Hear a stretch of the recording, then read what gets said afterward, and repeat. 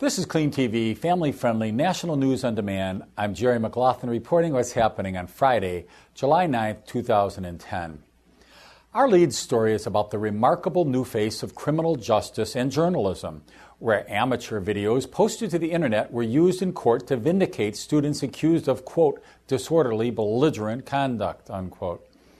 Yesterday, after the prosecution viewed the videos, he dropped the case on the spot. Here are the details. In 2003, the Justice Department, under the Bush administration, took Prince George's, Maryland County to court and won, getting the court's authority for the feds to maintain oversight of the county's police department following a rash of reports citing excessive force against unarmed and often innocent civilians. Here's some of the video footage provided by NPR News.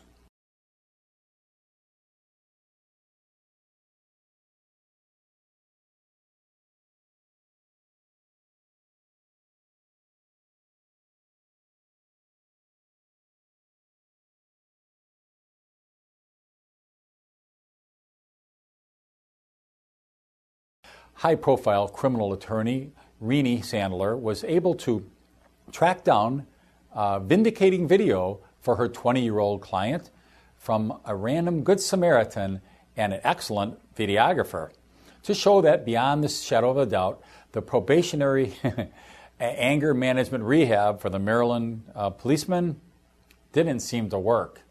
Even though it ended a year ago, it's just obviously somebody wasn't paying attention in class, apparently. Sandler is among several lawyers working civil actions against the police department for, once again, police brutality.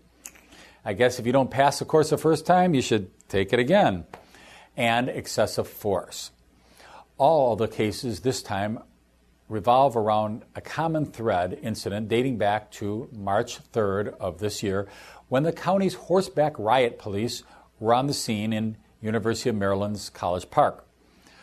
The school had just upset rival Duke in a basketball game, and students were out en masse, celebrating in the streets, of course. Renee Sandler's client, like several other students throughout the night, said he was violently attacked by mounted police without provocation. And thanks to amateur video uploaded to the internet, even the prosecution had to agree.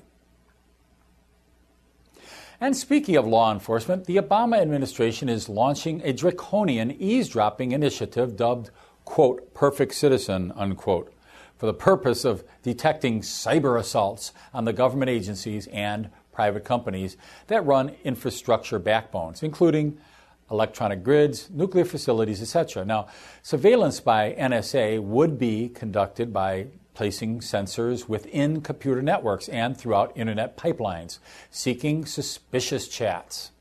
Raytheon Corporation is the contractor that won the classified contract, valued at $100 million, to spy on citizens and potential terrorists alike. Hawaii Governor Linda Lingle has vetoed the same-sex civil unions bill that would have given homosexuals, lesbians, and opposite-sex couples all the same rights and benefits that the 50th state provides to married couples. The Republican governor, who is Jewish, told a news conference in Honolulu that she did not base her decision to veto House Bill 444 on her personal opinion, religious beliefs, or any other political impact that it might have had on the future political elections. Instead, she recommended the measure be presented to the voters on Hawaii in 2012. Hawaii Governor Lingle took the full 45 working days allowed under state law since the legislation was approved in late April to meet with representatives of organizations and individuals on both sides of the issue before making her decision public. The American Civil Liberties Union has already threatened a lawsuit over the matter. Predictably, of course. It seems that even CNN has its limits. I know, you heard it right. After CNN's senior editor of Middle Eastern Affairs, Octavia Nasr, sent out internet tweets proclaiming her quote-unquote respect for a newly deceased Hezbollah cleric, the left-leaning media outlet gave Nasr the boot, the left foot of fellowship. The man she praised Syed Mohammed Hussein's Fadallah was on record supporting suicide bombings and thought to have masterminded the 1980s Marine Corps barracks bombing in Lebanon. He was also quoted as saying that Zionists had infiltrated, or actually inflated, the numbers of those slain in the Holocaust. Nasr later apologized for her comments, but it was too little too late and remains on the outs at CNN. According to testimony given in the Rod Blagojevich corruption trial, prosecution witness Robert Williams testified as late as 2004 that Barack Obama's pal, Tony Rezko, was funneling money to then Governor Rod Blagojevich's wife, Patti Blagojevich. Tony Rezko was a close confidant of then State Senator Barack Obama, and Rezko reportedly played a role in real estate dealings which benefited Obama. Williams, the former chief financial officer of Rezko's Resmar company, testified that Patti Blagojevich received payment for consulting. Hey, how you doing out there? I'm now your consultant. Except you don't get a paycheck, not at least this size of this paycheck, that's for sure. One check issued to Mrs. Blagojevich's company, River Realty, in January of 2004 totaled $40,000 for consulting, the wife of a governor, consulting.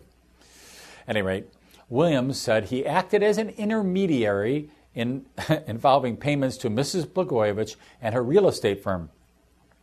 When prosecutor Kerry Hamilton asked Williams whether he was aware of Mrs. Blagojevich doing any work for Rezko's firm as a consultant in any capacity, Williams replied, no, N-O. Williams testified under a grant of immunity, but his testimony indicated there was an ongoing link between Rezko, the Blagojeviches, and possibly Barack Obama. Though Williams did not mention Obama's name during recent court proceedings specifically. Well, no surprise there, because the judge in the trial keeps saying, no deal, that Obama stuff, I'll strike that, don't admit, that has nothing to do with fraud or corruption. We don't need to look at that. Give me a break. How much longer can this judge keep protecting Barack Obama? Granted, he's not on trial here, but this evidence is implicating Obama with impeachable offenses. And the judge keeps covering for him. I hope somebody brings this to light, starts a new proceeding. In the meantime, let the Senate impeachment proceedings against Barack Obama begin soon. When the White House was busy selling its socialized medicine plan to the American people in Congress earlier this year, those suggesting the plan might force health care rationing were labeled fearmongers and alarmists. But were they right after all? It appears so. Last April, Donald Berwick, a traditional supporter of health care rationing, was nominated to the post of administrator of the Centers for Medicare and Medicaid Services. Now, last year, Berwick told Biotechnology Healthcare, quote, the decision is not whether or not we will ration care. The decision is whether we will ration with our eyes open. And right now, we are doing it blindly. That's pretty telling, if you ask me. Republicans were expected to try blocking the Berwick nomination, so Obama is now trying to sneak his appointment through during congressional recess. And I guess he just did, as a matter of fact. Not in my backyard. That familiar chant is resounding throughout the New York area as concerned Americans voice their opposition to the construction of a new Islamic center. In fact, 3 different ones in 3 different boroughs that we know of already. Residents of Brooklyn and Staten Island are voicing their concerns over new mosques planned by the Muslim American Society, a group widely linked to a jihadist organization known as the Muslim Brotherhood. Sound familiar? Perhaps the most controversial of the new mosques on the drawing board is proposed by Cordoba Initiative and planned for construction just 2 blocks away from the site of the fallen World Trade Center.